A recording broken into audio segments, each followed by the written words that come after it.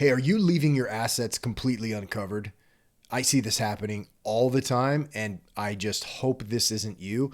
And I want to teach you how you can completely avoid it and not lose access to your assets, like your branding assets, your websites, your social media accounts. There's a couple of things you can do that will help you get back on track. How can we get back on the right track? But before we continue, if you are into entrepreneurship in the creative industry, be sure to subscribe to this channel, hit the notification bell so you don't miss out, and be sure to give us a like if you found something useful. All right, let's do this.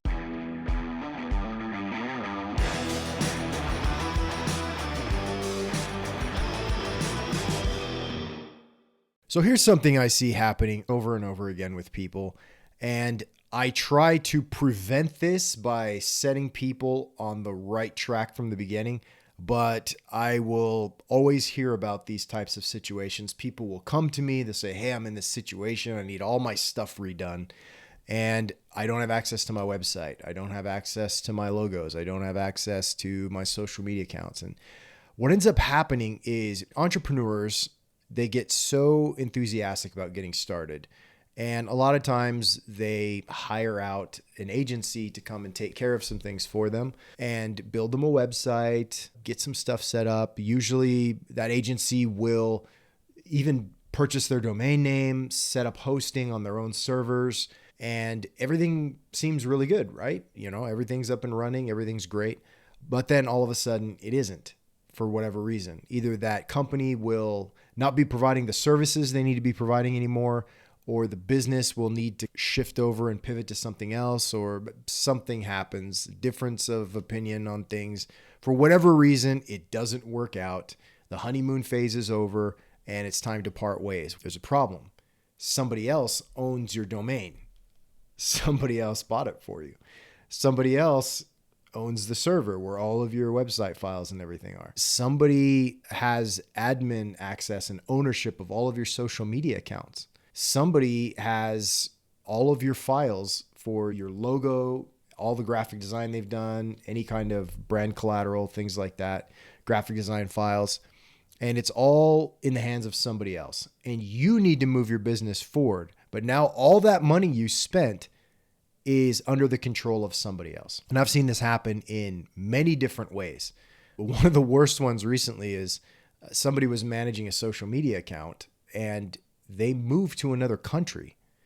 And they didn't seem to be the one who started the social media account. Somebody else did, but they had no idea who it was. And for a whole year, they fought with Facebook trying to get access to this social media account. Finally, they were able to get admin access to post as that account, but they never got full ownership of the account. And so they were just stuck. There's absolutely nothing you can do about it unless you find that original person. If that original person passed away or whatever, you're done. Sorry. And that's a pretty terrible situation to be in, because now that username, that perfect username that you have for your business that you're recognized by, you're likely going to have to abandon and go with something else. And that other username is just going to be floating out there in the ether. And now when people search for you, they're going to see that old one and they're going to go, oh, that's you. They'll see your logo and everything like that, and they'll go there first. And they may end up seeing all of your old stuff that hasn't been updated because years have gone by now. And they may not find the new account that you're using. So it's definitely not a good situation, but how do you prevent that from happening? So what I typically recommend when a business is just starting out is that they just have some kind of master email address.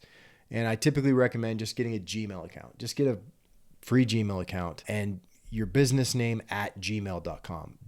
It doesn't have to be a fancy email name. You're not going to give this email to anybody. It's only going to be used for signing up for accounts that are owned by the business. So you want to have a couple of people who have access to this account. So it could be the owner of the business, even their spouse, a couple other managers, different people, vice presidents, whatever, that are in charge. They should have access to the account, the username, the password, so that if anyone gets hit by a bus, they have access to that account, and then that account has access to everything. The second thing I would recommend doing is using a password service like 1Password or LastPass. There's a lot of them. I personally use 1Password. I think it's the best one. But the beauty of 1Password is that you can encrypt and store all of your passwords. You only have to remember that's called 1Password. 1Password, and you can install a browser extension, an app, and you can put all of your stuff related to your business in there. You could even put like business credit cards. You can put just Wi-Fi access points, but more critically, social account logins. And you can give them really long passwords, very complex, that are not ever going to be guessed. And so I usually use 24 character alphanumeric symbol-based passwords on everything. And I don't have to remember any passwords at all because my browser extension, my app on my phone, just automatically drops them in. And it's wonderful. So if you're a business and you have a business 1Password account, you can give people in your company access to that, and then they can open up services and log in and do different things. But now the company has one single place where all the passwords are stored, all the important information's in there, and it's protected. And now you're going to want to basically set up your hosting. And if it's like a WordPress site, and there's a lot of WordPress sites that are out there that I've built in the past. And so typically what I used to do is I would just host all of my client websites in a reseller account, and they would just be all lined up in there. And then I'd charge people a hosting fee. And that's great and all. And the hosting fee, it also includes website maintenance and some of those other things like that, which is fine and great. But honestly, unless you're hosting tons and tons of websites, it doesn't really make sense to charge people just for hosting. And so what I typically do is I set somebody up with their own account that they are paying for. So they're charging their card to that company and they're paying them for their hosting services. That way, if anything ever happens to me, then I'm out of the picture, they still have access to their website files and everything, and they can keep their website up and running. Same with their domains. I do not register domains for anybody. I tell them where to go to register their own domains with their own credit card. If you are currently hosting people, what I would recommend doing is, like with my clients, I always gave them cPanel access. They always had the username, the password, and they could log into cPanel and they could export their home directory and database file, which are the only two files you need for a WordPress site. If it's a custom built website and they need access to the repo where all of the files are and everything, then what we do is we set them up with their own GitHub account and we build the website in their own GitHub account so that they have access to all the original files. And, I'll often build the website in my own GitHub repo, but then we'll transfer everything over once we get them set up. So the whole idea is to shift everything into the ownership of the client. That way they have control over their own assets, which is important. Now with graphic design files and things, obviously I have access to all those things. I'm constantly editing them and adding to those folders. And so I just use Dropbox. And so I have the Dropbox app installed on my machine here. And so all the files are there, and then I share a copy of that folder with the client. And so now the client has access to those files as well. So they can always download a copy and have their own backups of all of their files. The one problem that I've seen though is many of my clients in the past, and this happens so many times. So I'm telling you this because it takes just a little bit of work, but it's going to save you a lot of heartache in the future.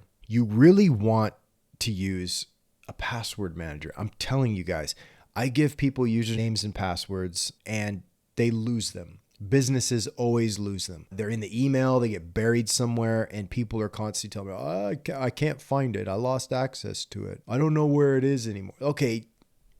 God, man. Businesses, they're spending so much money. It's like losing a car sometimes. Like, where'd you put the car? Oh, I forgot it. Or maybe a better analogy is losing the keys to the car. Except in reality, you could get a new key made and you could get a locksmith come and help you out with that. But No, not in this world. In this world, if you lose your keys, you can't even touch the car. You can't do anything with the car. And so you don't want to be in that situation. So please, use a password manager, have a master email address that you use to sign up for everything in the business. Don't let individual people use their personal passwords to sign up for domain registration, for hosting, social media accounts, any of those types of things. Use the one main email to do all of that, and use it in conjunction with a password manager. You do those two things, and the odds that you're going to be in control of your assets moving forward is going to be extremely high. You're going to be light years ahead of other people. But again, I just run into this over and over again with people, and it's really sad and unfortunate because all it took was a little bit of planning. But most people, they don't understand this. They just think, oh, we'll set something up and I guess I'll always have access to it. Like I said, there's this honeymoon period where you set everything up, everything's running well, but inevitably, almost 100% of the time, unless somebody is super organized, that even in those cases, it's very smart, intelligent people over and over and over again make this mistake. And so I'm basically telling you what I do personally. So I have 100% access to all my files. I've never had any of my accounts hacked because I use big, fat passwords that are long and complex. And I don't know any of the passwords to my other accounts. They're all big, long, crazy passwords. And I have access to my 1Password account, and so does my wife. And I am able to easily access anything. You need to have control over these things because you invest so much time and money, and so much of your business relies upon having access to these assets. And so, you definitely want to put some type of plan in place. And if you do those two things that I recommended, one email address to rule them all, just like Sauron's ring, except not evil. And then 2, password manager. You do those two things and you will eliminate 95% of the potential problems that you can have. Now, if you are in a situation right now where you have a creative service who's managing your website, who maybe has complete control over your assets and things like that, you can go to them and say, look, hey, I want to set things up to where if you guys ever get hit by a bus or whatever, that I'm going to be okay. I'm going to have control over my stuff. So I want to implement a couple of things. I want to have full access over my files, and I want to have an email address that basically controls all of my assets. And I want to make sure that moving forward in the future, I don't ever lose these things, because it could be something completely out of their control. Something could happen to them. I had one client who had a heart attack and didn't pay my bill. And I didn't hear till months and months later that he had essentially had a heart attack, and his son was going through his emails and happened to see my email saying, hey, where's my payment for this? I gave you a great deal and whatnot. But I kind of felt bad that I badgered him so much about that. I didn't realize he had a heart attack, but stuff like that happens. And you got to plan for the worst and make sure that you can get access to those things while your relationship with your companies you may be using is still good. And just say, look, I'm not planning on firing you or moving to somebody else. I'm just very concerned that somewhere in the future something could happen. And I want to be able to have access to these things for my business, because I cannot afford losing access to these assets. And any reasonable company is going to go, okay, yeah, that makes sense. All right, we'll get you set up with something like that. And they'll work with you and they'll help you get it figured out. So yeah, absolutely. I would definitely do that. Now, there are some conditions and some situations where having a business like that, hosting your website on their servers, could be okay. Like I said before, as long as you have cPanel access or access to a repo, or you have some means of getting access to the files to where another company could take those files and just put them up on another server, point the domain name, and then you're good to go. And so, yeah, they can still host stuff for you. It's just you need to make sure you have access to those files. And once you get access, you put it in a password manager so you don't lose it or forget it. It's valuable, so you need to put it in a valuable place. Most graphic designers should just give you access to those anyway. They'll usually send them to you, but make sure you get the original files. And some people are sticklers about that. I always give my clients, they get all the original files, they own it. I don't care about copyright and licensing, blah, blah, blah. I made it for you. I do charge quite a bit for my services, but I put a ton into what I do. And I take very detailed and exhaustive approach to everything that I do. And so the price reflects the value, but I always make sure that my clients get access to what they paid for and they have complete control and ownership over those things. But again, with everything I do on my end, if they don't take the means to store those or put those in some type of password manager or put them to where they have access to them, then it doesn't matter. They lose access. And fortunately, I keep every single thing I design going back 20 years. So I have backups of all of everything I've ever made. And it's actually helpful. I don't mind doing it. I like having access to those things if I need to pull up an old piece for a portfolio or something. But I've had people come to me literally 15 years later and say, I lost my logo. Do you have my logo? And I'm like, yep, it's right here. But what I've seen happen a lot too is someone will shift away from a company they're not having a good experience with, and they'll come over to me and they'll say, okay, I want to build this new website. Here's my logo. And it's this tiny little pixelated thing, super low res. And like, there's my logo. I'm like, can I get the original? Well, that is the original. No, it's not. The original was either in vector format or in a PSD or something. And so, yeah, people will not have that. And they're like, oh, I don't know. I haven't spoken to the company that designed it years and years. So what ends up happening is I got to charge them to basically recreate the logo from scratch. So I'll have to trace the logo and basically rebuild it. And sometimes we'll use that opportunity to do a logo refresh where we may tighten up the design a little bit, modernize it a little bit, clean it up a little. But you got to be careful when doing that. There's a lot of things you need to take into consideration. If it's already a well-established brand, then people recognize that logo, then you're not going to want to make too many changes from it. But that can be a difficult and tricky process. And I've had to do that on multiple occasions, which that could have all been avoided if they had access to the original AI, EPS, PSD files. Usually they're going to be some type of Adobe file. Overall, you just want to make sure you're covering your assets. You've got access to all of these very critical things that you're paying a lot of money for, that your clients and your customers are relying on, that you're relying on for your business. Just don't be foolish. If this is something that you need to fix right now in your business and you realize that you're potentially in a bad situation, I highly encourage you to do something about this immediately. Start with just making that universal Gmail account that I was mentioning earlier. Or if you already have just a main business email you're using for everything, it may take some time to go in and change all of your accounts over to that email, but it'll be worthwhile to do that because then everything will be streamlined and it'll be very easy to track everything down and get access to stuff. So anyway, that's all I've got for today. If you found anything useful in today's show, please give me a like. Feel free to share any comments down below if you got any questions or any other ideas or anything I may have missed.